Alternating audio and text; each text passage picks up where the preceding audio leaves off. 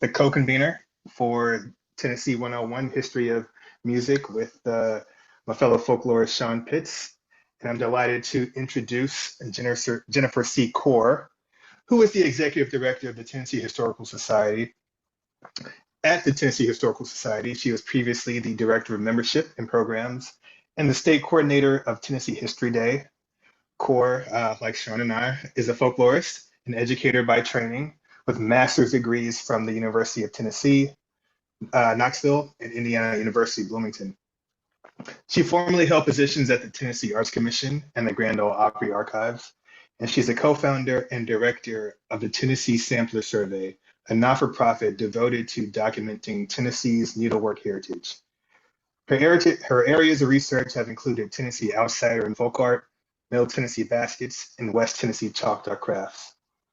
As a folklorist specializing in historical ethnography and material culture, she combines methodology from the fields of folklore and history. And Core is a former classroom teacher, a native of Knoxville, a resident of Nashville since 2001, and a proud volunteer. Welcome, Jennifer. Thank you, Langston. Thank you all for joining us tonight for our second in this series. I'm going to go through some brief housekeeping notes here, and then I'll introduce our speaker for the evening. Coming up next month, session 11 will be devoted to Tennessee Music Box History, Mystery, and Revival. And that also accompanies an exhibit that is going to be taking place at Arts in McNary. And then in November, the last one for this calendar year will be the development of the Chitlin Circuit in Middle Tennessee and the road to popular culture. So I hope that you'll all be able to join us for both of those sessions. If you do want to register for them, you can go to our programs page and register for them there. You will see, it'll take you to a page like this devoted to that particular session. If you missed anything, and we are now, I think this is our 10th session that we've done devoted to music because we did it last year as well. If you missed anything and are just dying to see it again, you can go to that particular page and the recording should be on the page there. If you have any questions throughout this presentation, put them in the Q&A box and we will present them to our speaker at the end. And do follow us on social media. That's a good place to get updates about our programming. We've got everything listed there. I think we have TikTok, but I can't remember the handle for it. And we do want to thank our sponsors, Humanities Tennessee and the Tennessee Arts Commission, who've made all of this programming possible. And so thanks to them. And if you see them out in the wild, make sure you thank them as well.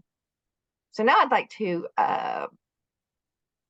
introduce our speaker. Let me see, make sure I'm not, yeah, there we go. Screen sharing is stopped.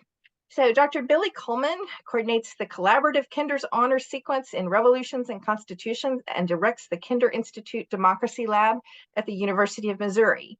He's the author of Harnessing Harmony, Music, Power, and Politics in the United States, 1788 to 1865. And he's done quite a bit of research on early and 19th century American music and published widely on those topics. He completed his PhD at the University College of London, and he has edited the American 19th century history and is now working on a special issue on music in the American 19th century for that publication. His new project is entitled Making Music National in a Settler State, looking at transnational origins of music in the United States, Canada, Australia, and New Zealand. He teaches history seminars on the American Revolutionary Era and the New Republic, and electives in the Honors College at the University of Missouri. So with that, I'm going to turn it over to Dr. Coleman, and he is going to have some slides that he can share with us.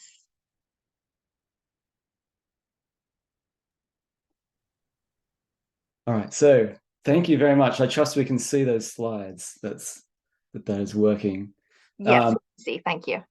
Thank you. Okay, it is really, really lovely to be here this evening and to have this chance to share some of my research with everyone. So many thanks to Jennifer and to Langston and Sean for this invitation and for the introduction, and to the Historical Society in general for supporting this really excellent series of talks that I'm just so excited to be here and be a part of.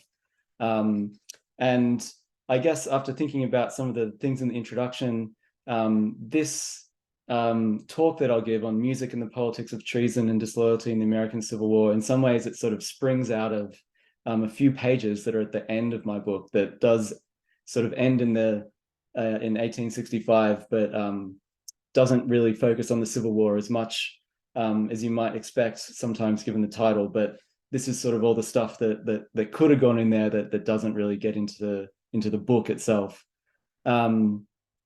And I guess I'll begin on January 9th, 1862, when the New Orleans Bee, which it's hard to decipher it there, but that's the name of the newspaper. It's not an actual bee or a mascot of some kind, but the New Orleans Bee, they heralded the arrival of new music from a local publishing firm, Mr. Blackmar & Co. And I'm going to take you to this moment to start with, because both the timing and the content of that seemingly innocuous news item was actually quite provocative. Because after 5 weeks of Union occupation under Major General Benjamin F. Butler, and after, at this point, just 2 days since William B. Mumford had been executed for tearing down the United States flag during that occupation, it was at that moment that the Blackmar brothers were alerting readers to the availability of 2 already well-known Confederate songs, The Bonnie Blue Flag and Maryland, My Maryland. The audaciousness of doing this would have been clear to readers at the time, who need only have diverted their attention a couple columns to the right to find the Bee's report of Mumford's execution, which hopefully you can see on the right there, the part that I've zoomed in on, right? So it's very clear that you could be severely punished for expressing or doing actions that might be construed as being against the Union military forces that are occupying New Orleans there. So despite efforts to suppress its use, secessionist music, such as the ones being advertised here, end up proving a stubborn mainstay of resistance to the federal occupying forces.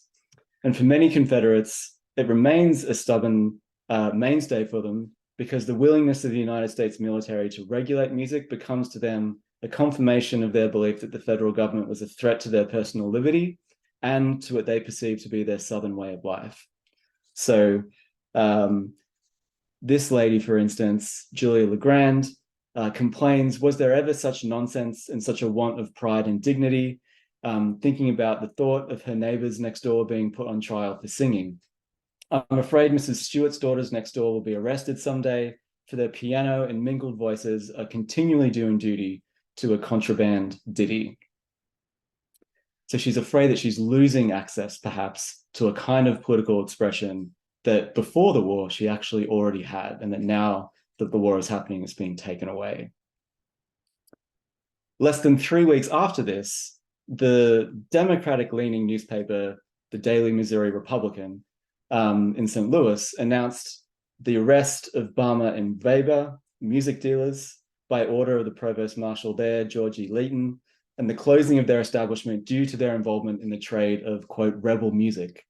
The arrest occurred a couple of weeks after Leighton had issued General Order number 834, which, in an effort to curb, as it put it, malicious manifestations of disloyalty, singled out for rebukes of singing secessionist songs.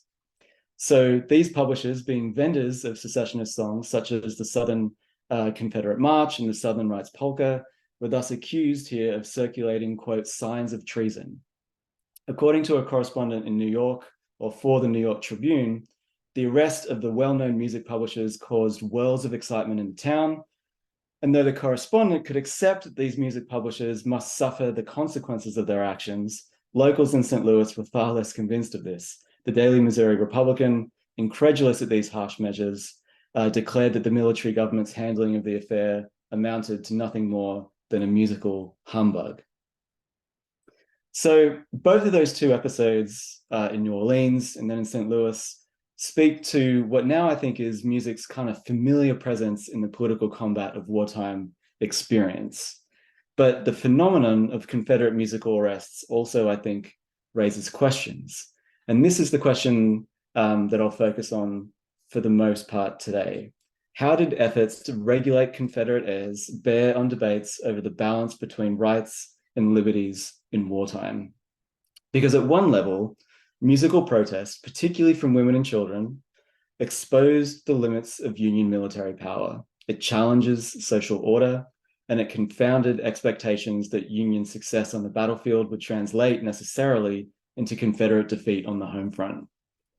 But at another level, Confederate music also showcased, in perhaps an even deeper way, how inherently difficult it was for the Union to counter the appeal of Confederate symbols without at the same time simultaneously giving them legitimacy and giving them ammunition to charges of Union tyranny, right? Like, how can you actually stop people singing songs without seeming tyrannical at the same time, right?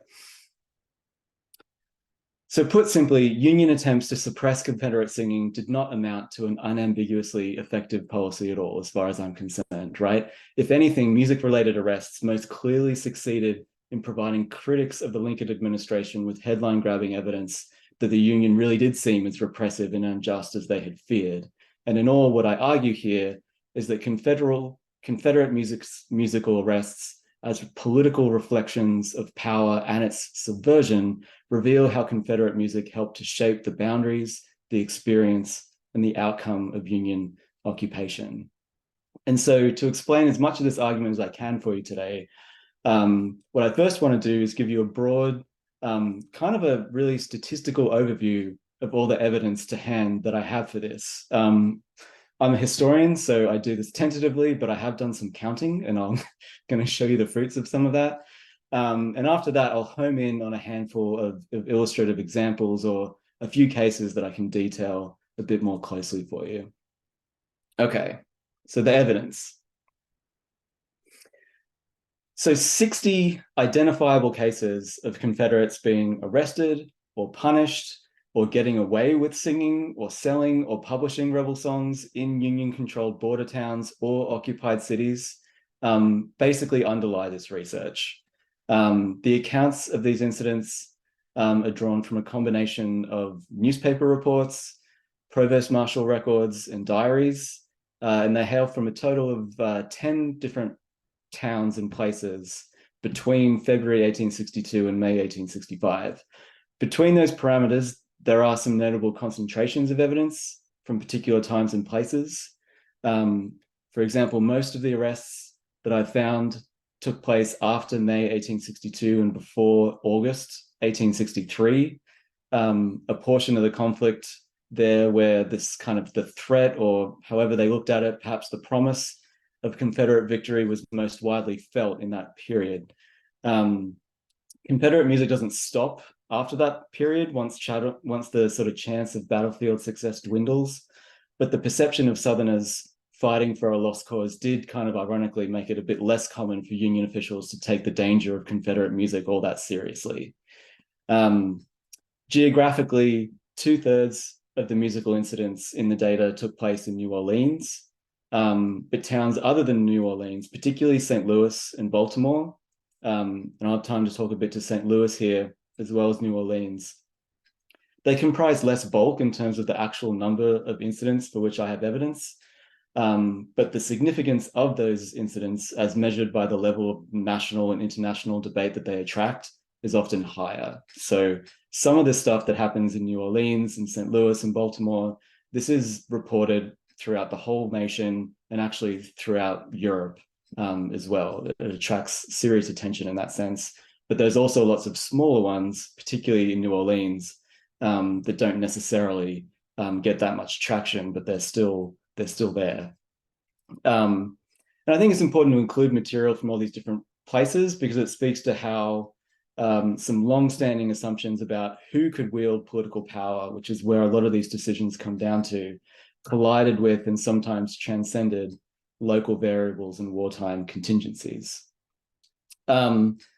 So as you can see by some of the pie graphs that I have there, it is possible to quantify this evidence a bit in order to sketch out some of the broad demographic contours of individuals that were involved in Confederate musical incidents and the results of their cases. So firstly, it was more common for men and adults to be involved in music-related cases than women or children.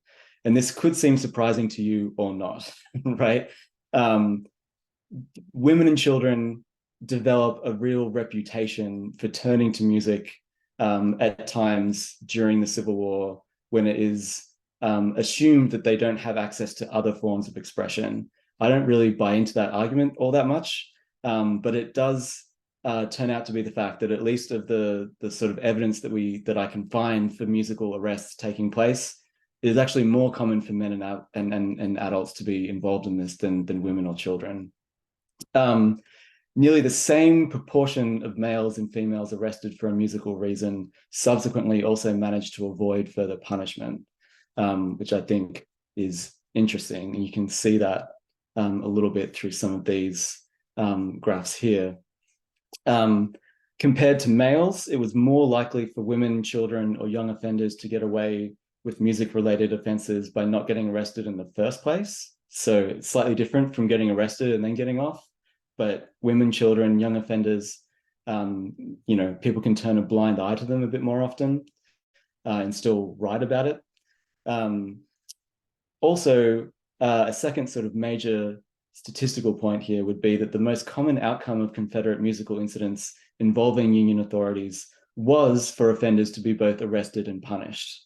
And again, this might seem surprising to you or not, but certainly it is a big gripe on the part of people in the Union who are often far afield from the Confederacy when they hear reports or sort of get this impression that, we might be winning on the battlefield at different points, but it still seems like all these people can just run around getting away with singing Confederate songs all the time. And this kind of reporting happens a lot. But actually, in reality, of the stuff that you can see being recorded in the evidence, most of the time, or at least the most common result, the most common singular result is that they are arrested and punished. When categorized by class, however, you can get some more fine details. So it's more likely for upper class or high class offenders, if they're rich, to elude punishment than it was for middling or lower class people.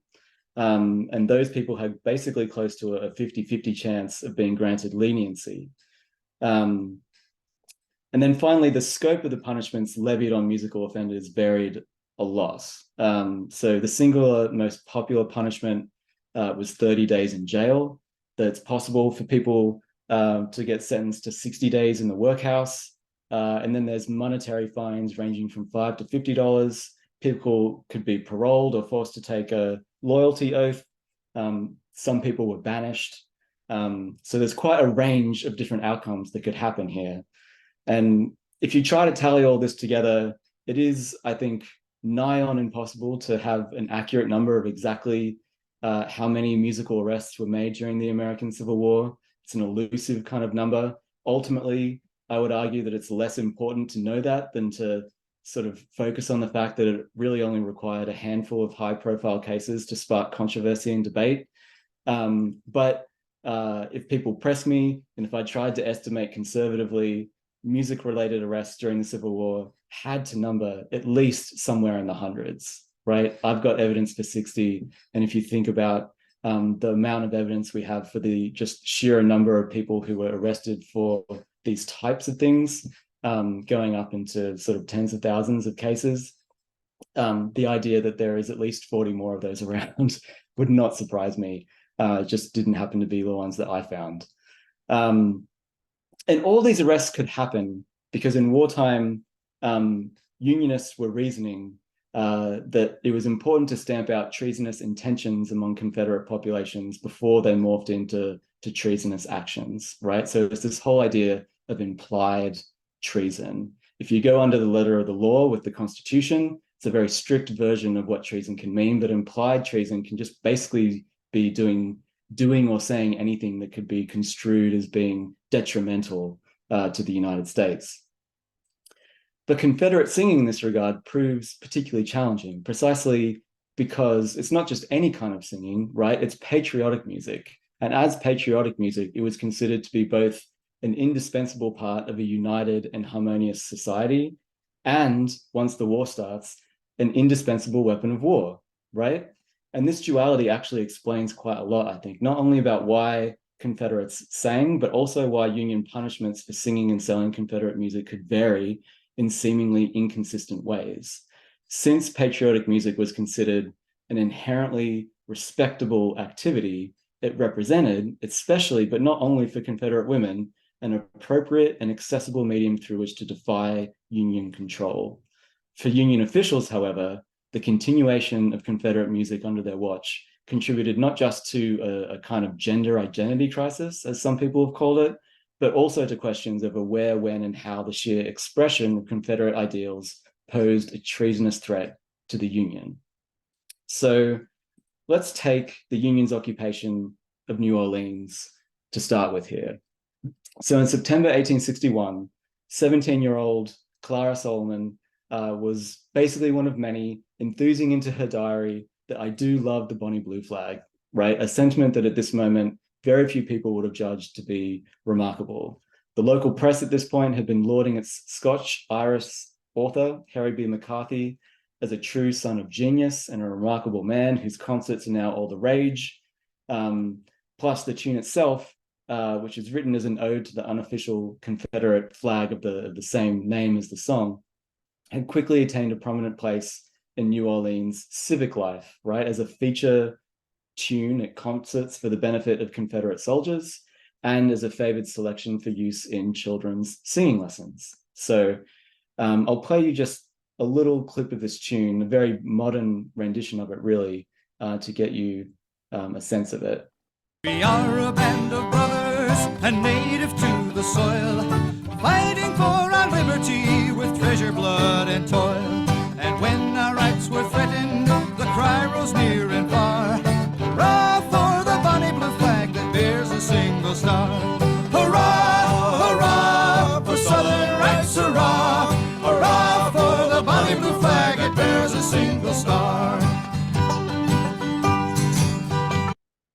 Okay. All right. I think you probably get the gist of it.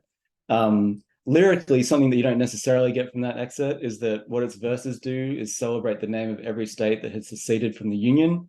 As more states secede from the Union, more verses are added to the song as it goes along. But what you could hear that is that the chorus refrain was, it's a literal hurrah for the cause of Southern rights, right? Like that is what the song does over and over again. So, because of this, despite the fact that it had these previous kind of civic associations, the lyrical directness of a song like this had a tendency to get its admirers into trouble once Union occupations begin.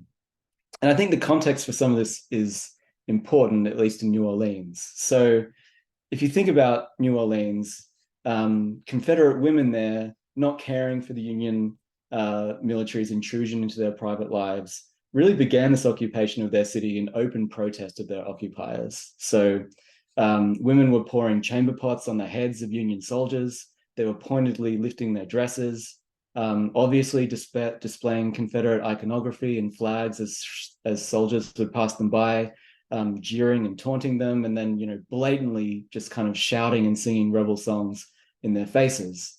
And so Benjamin Butler, who's in charge of the Union occupying forces, decides he needs to do something about this in case some of his soldiers respond to this in an inappropriate manner. So initially what he does is issue what becomes his infamous women's order, which stated that Union soldiers were to treat any woman who insulted or showed contempt for the United States as the order puts it, woman of the town plying her avocation. So people have interpreted this in a few different ways over time.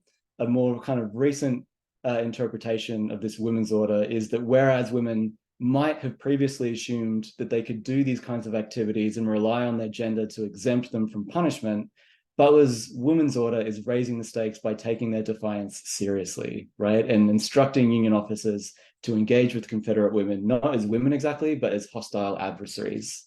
So the interesting thing is that from an officer's perspective, having the authority to arrest civilians purely on account of their self-expression was not a super straightforward power to wield, because what it meant is having to decide over and over again in every single case whether exercising that power could be reconciled with their identities as men, their ideals as citizen soldiers, and their conceptions of how best to spread the cause of freedom and liberty, right? Basically, am I here doing the kind of job that I imagined I would do when I throw people in jail for singing songs? Given these considerations, attempts to regulate even some of the most blatant pro-Confederate songs like the Bonnie Blue Flag proved not to be very easy. And one of the most potent examples, I think, of this comes from the experience of Claiborne Massey, who appears in the New Orleans Provost Court on April 28, 1863, arraigned on the charge of playing the Bonnie Blue Flag on the piano inside her parents' house on Backney Street. So a policeman on the beat had made the arrest, and he's present in the court as prosecutor. But whereas most Provost Court defendants have no legal aid whatsoever, Massey is a bit of a special case in that her family had the means to procure a really unusually high-powered defense from Michael Hahn, who's this Louisiana lawyer who had literally just returned from like a short stint in the United States Congress. So without denying that charge exactly, what Hahn proceeds to do is make 5 separate but related claims in support of Massey's acquittal. First, he argues, she had inadvertently played the tune without intending to. Second, she did not sing the words. Third, the loyalty of the family had never before been questioned. Fourth, the gossip of the neighborhood had led to this arrest out of spite. And then fifth, he argued that the music itself was not treasonous because, and this is how the newspapers quote him, the melody of the Bonnie Blue Flag did not rightfully belong to the song of that name, since the air was an old one and by itself was not disloyal. So, in other words, Hahn argues, the crime of playing a so-called Confederate tune could not really be considered a crime at all, because there is no such thing as a Confederate tune if it had existed at all before the Confederacy. Both the prosecuting officer and the witnesses for the defense confirmed that Massey was not singing at the time of her arrest, and that in their opinion, she had most likely fallen into playing the Bonnie Blue Flag without meaning to do so. The corroboration of that evidence, combined with there being no history of seditious behavior in her family, the idea that gossip had sensationalized the whole thing, and perhaps ingeniously that the Bonnie Blue Flag, when you play it without any lyrics, just reverts back into the old Irish air on which it was based, was all to suggest, of course, that martial law had overstepped its prerogative, and that melody, in and of itself, occupied a space somewhere beyond its political associations. The question, at least according to the Pease Court reporter, became less about whether Massey had performed the melody she was accused of performing than whether that performance should constitute a trivial form of entertainment, right? Or a legitimate means of self-expression, or whether the tune itself was powerful enough to pose a threat to the maintenance of public order and thereby make any rendition of it at all worthy of suppression. So the judge that hears this case, August Hughes, ends up not being persuaded by this argument at all, right? He's not persuaded that a girl's music is beyond the law. And instead, the Bee reports that he issued Massey with a $15 fine, along with the explanation that what might be justifiable in one spot was not in another, and that as the tone had become obnoxious, the use of it in any house demanded some punishment. Other newspaper reports of this judgment added that Hughes had taken what they quoted him to say is the high character of the able gentleman who defended the lady into consideration, and that therefore the judge had been as lenient as the strict requirements of his duties would permit. And this is just plainly not true. Fines imposed for music-related offenses in New Orleans during the Union occupation were not always $15. It wasn't like some rule that he has to fine them $15. They varied from $5 to $50, right? So why 15? An acquittal without punishment was nearly as likely as receiving a fine or 30 days in jail. So nonetheless, Hughes does rule that the performance of this melody was inherently seditious and therefore has to be punished.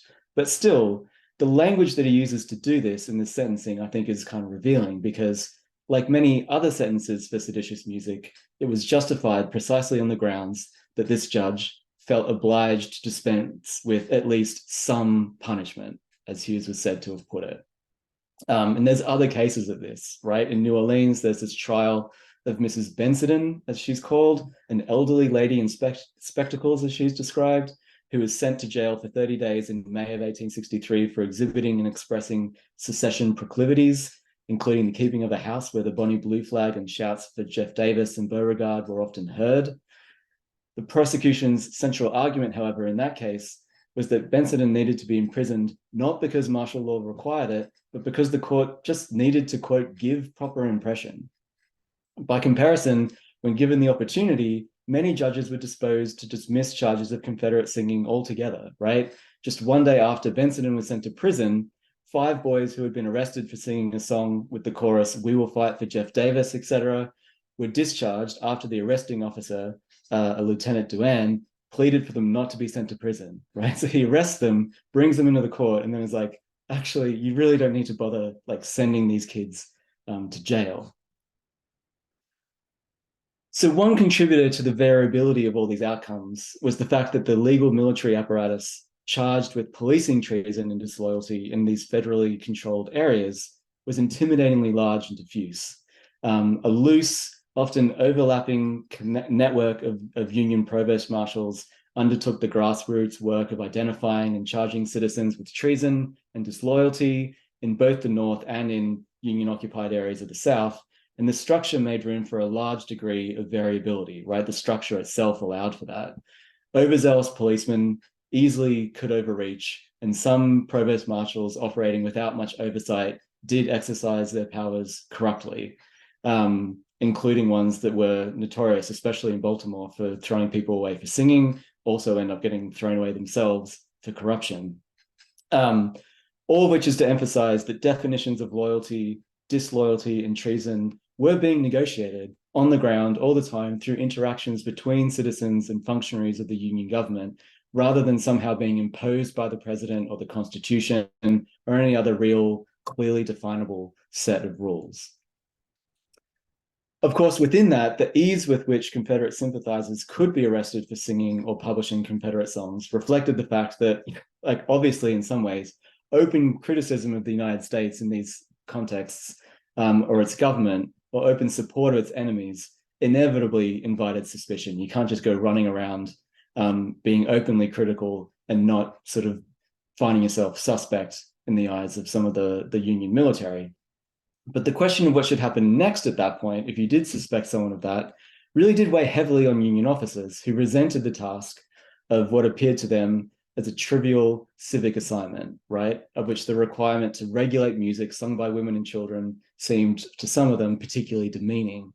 A military hospital attendant in 1864 contemplated that if he was sent to some of these places in the South, we shall only have to do the ignoble duty of a petty policeman picking up boys who sing the Bonnie Blue Flag in the streets. We shall have to go home ignominiously, without honor, without having struck a blow. So I'll shift a little bit to St. Louis here. In St. Louis, Missouri, Union attempts to police the loyalty of its divided population thrust the Confederate music into sort of a fairly similarly contested place as in New Orleans. Unlike in New Orleans, in St. Louis, they didn't really have to adjust to invasion and occupation quite as much. The Union had firm control of the eastern Missouri area, and more or less with that ensured that the threat of a destructive military assault was never especially high. But St. Louis did nonetheless have a combustive constituency of Confederate sympathizers, conservative Unionists, radical Republicans, and a spectrum of opinion all in between. City leaders sought to keep the peace here by enforcing what they called a flexible neutrality that might give the appearance of uniform loyalty, while in practice offering more than enough leeway for Confederate sympathizers to secure their support.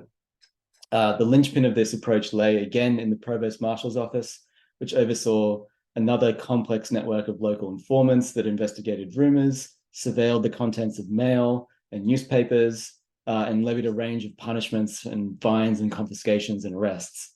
Yet, since their goal was always less about actually imposing loyalty across the board than facilitating political and social stability, the task of assessing and responding effectively to what were perceived to be traditionally harmless actions like singing or selling Confederate music required a deft hand. And loyalty, in the end, was rarely easy to measure, despite the fact that adjudicating its presence or absence became a necessary, if sometimes futile, part of this whole process. So technically, the St. Louis Union military government issued absolutely no orders pertaining expressly to seditious music. There's no outline of the punishments that its recitation or distribution were to attract. There's no clear articulation of the exact law that singing this stuff would contravene. However, the St. Louis Provost Marshal George E. Leighton did provide a kind of de facto prohibition of Confederate music. And I mentioned it at the beginning. It's this order number 834 that was promulgated with a view to preserving the peace of the neighborhood. And in it, Leighton ruled that 3 particular local women had proven themselves to be disloyal to the government of the United States on account of the fact that they frequently manifested such disloyalty publicly by displaying secession flags, by singing secession songs, and by repeatedly insulting loyal persons because of their loyalty. As a result, the women were ordered to vacate their home within 48 hours or face arrest and confinement in a military prison. So here, what this kind of area of the law is saying is that Confederate music, instead of being banned outright, is grouped together with an assortment of other activities that combined to form a picture of seditious proclivities, right? The expression of which was outlawed because of the threat that that posed to the maintenance of public order. So there's nothing in the language of the law to suggest that a single act of singing secessionist music necessarily amounted to a punishable offense, but music could supplement other evidence in cases where disloyalty seemed obvious, but where a single piece of definitive proof, or like a smoking gun, so to say, was lacking. In 1864, however, one of Leighton's successors, Colonel John P. Sanderson, was compelled to reflect a bit more closely on this link between music and disloyalty in response to this request that they get from music publisher in New York to sell a song entitled Stonewall Jackson's Prayer in St. Louis. So the sheet music for the tune that you can see here prominently features a portrait of the Confederate General Stonewall Jackson on its cover, and its lyrics were ostensibly like a sentimental ode about Jackson writing to his wife and infant baby on the night before what would be his last battle. The publisher, Blelock & Co., is based in New York City, as I mentioned, and boasted commercial ties to many of the most popular and patriotic music publishing firms throughout the Union, including Root and Katie in Chicago, who were responsible for tunes like the Battle Cry of Freedom. And they prominently have this down the bottom of the cover there. But conveniently downplayed in that is the fact that this publishing company and this Blelock & Co. people had just moved to New York after fleeing New Orleans after it fell to the Union. Anyway, Blelock & Co. argued that Stonewall Jackson's Prayer should be permitted in St. Louis, not just because, as they said, the words are very touching and the melody very pretty, but because, and they emphasize this, they underline it, it is not political in any sense whatsoever, is what they claim about this song. And in support of that claim, they say that the emotions of a man writing to his family before battle were universal, right? Not particular. These are universal emotions and therefore not applicable to just one side of the conflict or another. It might just as well have been called the battle prayer, they reasoned, or any other appropriate name. And they argued, not entirely inaccurately, that if the lyrics themselves were inspected on their own, it would be impossible to tell whether the song was written from the perspective of the Confederacy or the Union. Sanderson, who had received this request, was not moved by this logic at all. And he explains this to his supervisor, Major General Rosecrans, saying, "I see no objection to the song itself, but why Jackson's likeness should appear on the cover and the song be called by his name, I am at a loss to know, unless with the view of securing rebel patronage," right? Inferring that the request was, as he put it, an attempt to evade your orders, Sanderson concluded that I am not disposed to give circulation to any, to give its circulation any official sanction. The melody of Stonewall Jackson's Prayer was not itself disloyal, again, according to Sanderson, and actually neither were its lyrics. But the associations given to these otherwise neutral expressions by the tune's title and packaging constituted more than enough reason for him to suspect treasonous intent. In 1862, an almost identical thought process had also justified the arrest of music publishers Balmer and Weber for selling Confederate music. And in that instance, a reliable party had included Balmer and Weber's names on a list of disloyal persons, which they furnished to the Provost Marshal's office, explaining that the secession music that they had for sale, including titles like the Southern Cross, the Confederate March, and the States' Rights March, as well as flags and emblems and likenesses of the president, like that being President Davis, printed on them. This was enough to conclude that the duo, quote, pretend to be Union. But the alleged link here between music and disloyalty actually breaks down as soon as the news of this arrest of these music publishers is made public. The Daily Missouri Republican, who defended the pair, pointed out that the pieces of music in question were merely old pieces under the shadow of new names. Again, the Confederate March, the paper claimed, was formally published in Utica, New York, under the title The Cayuga March, and was not then an original publication, having been years before published in Germany. Even the Southern Marseillaise was notoriously the old French Marseillaise hymn, republished with new vignettes and title pages, vaunting the rebel flag as a lure to secession musicians. A day after the trial, the Daily Missouri Republican issued a corrective to their defense, which was only to defend them even more by stating that they didn't want readers to get the impression that the arrest had taken place because Balmer and Weber had in any way been publishers of this contraband, right? And this publishing is actually important in the legal sense. It goes all the way back to the Glorious Revolution.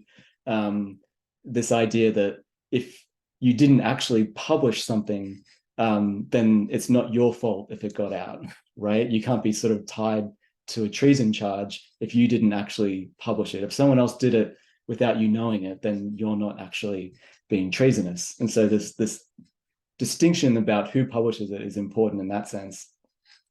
And instead, the paper explains that all the music under investigation was published in completely different places, in Baltimore, in Louisville. And all that these music publishers had done was purchase Confederate music long ago as part of their varied stock and trade, and that actually for some time didn't even have them on sale. And the editorial goes so far as to claim that Balmer and Weber have never published any music of that character, right? No evidence actually survives to suggest the exact argument that they sort of settle on in their defense, but the military authorities in St. Louis ultimately are agreeable to them and release them without any punishment just a day after they arrest them. So that's what happens to publishers, but performers of Confederate music in St. Louis were treated in a roughly similar kind of way. So when J.J. Kendrick, a local man originally from New York, was arrested and imprisoned for singing a disloyal song on board a steamboat, a family friend, William N. Robinson, captain of the 26th Missouri Volunteer Infantry, petitioned Provost Marshal General Franklin Dick for his release. He is a harmless man I have known from boyhood who regrets his actions, Robinson explained, and as an officer of the United States, I would not urge the release of anyone who could be dangerous to the government. In another case, Miss Maria D., who had made a habit of singing secession songs while Union soldiers passed by her house, just sort of sitting on the porch, yelling them out there, was eventually turned in for doing this by a neighbor, right? Which is just interesting because presumably that neighbor is annoyed that the intended targets of those songs had not considered that slight significant enough to warrant taking any action themselves. Local newspapers, meanwhile, delighted in St. Louis in reporting that they had of a group of notorious rebel sympathizers, as they put it, who had made a custom of offending loyal people by singing secession songs and ditties, and that they had finally been suppressed, as they underlined it, by a crowd of small boys who surprised them with a hail of bologna and bad eggs, right? So they've been going around singing these songs, and finally they get taken down by these kids that throw food at them. So the point here is that, secession-associated music might have been a cause for excitement and agitation, but to a lot of the participants involved at the time, it didn't necessarily constitute a serious threat to public peace, whether they were doing it, whether they were the targets of it, at least not if it came from anyone who they decided was harmless, right? Whether they're a man or a woman or a child or what have you. So one thing that I think we can glean from all this, is that under military rule, the limits of political action were only drawn with enough consistency to ensure that Confederate music could be treasonous, right? Not that it always would be treated as treasonous. And this ambiguity was the whole deal, right? This is what lay at the core of its allure in either direction. The patriotism that enabled Confederate music to seem attractive and effective to Confederates is precisely what also made it seem so threatening and treasonous and hard to handle to their adversaries. Legally speaking, there simply was no obvious way to judge at what point innocuous expressions of Confederate patriotism spilled over into incendiary acts of sedition. So uniting all these cases is this underlying clash between a desire to preserve pre-existing cultural values, political ideals, and social conventions, right? Patriotic music is respectable and we should be able to do it, with what turned out to be a competing desire to showcase the justness of the Union's cause and the comprehensiveness of Confederate defeat. In the process, Confederate musical arrests under Union martial law show how the regulation of Confederate music helped participants on both sides of the conflict define some of the boundaries of war and occupation. Over and again, right? Arguments over the impropriety or injustice of musical arrests centered not on Confederate music itself, but on competing interpretations of whose political expressions actually carried the weight of political consequence. The politics of musical sedition then pivoted on the purported moral need to uphold distinctions between public and private, between home fronts and battlefields, between civilians and soldiers, in the face of wartime conditions that continually muddied all those distinctions together. Looking forward, wartime debates over Confederate music continued to have important repercussions. Most importantly, or at least most immediately, the legal difficulties of determining treasonous intent in cases of Confederate singing and the blowback elicited from doing so accurately foreshadowed some of the risks and complications that shaped subsequent attempts to prosecute Confederates for treason after the war as well. You can see the unsuccessful attempt to try Jefferson Davis for treason there in the slide. Meanwhile, Unionist complaints about Confederate singing in the South continued to be published long into the post-war period, usually as evidence that reconciliationist Reconstruction policies were allowing the spirit of rebellion to survive military defeat, right? This has not been a movement that has been put down. They still have the spirit that they express through their songs. However, the notion that patriotic songs, even Confederate ones, naturally worked to facilitate national harmony also remained influential, and its persistence blurred the treasonable status of Confederate music far beyond the existence of the Confederate state. Indeed, Lincoln's often quoted call for the Union to reclaim Dixie in the wake of Appomattox was but an early post-war reflection of the pre-war notion that patriotic songs reflected the extent to which Americans had always been united, despite their differences, by a common patriotic impulse.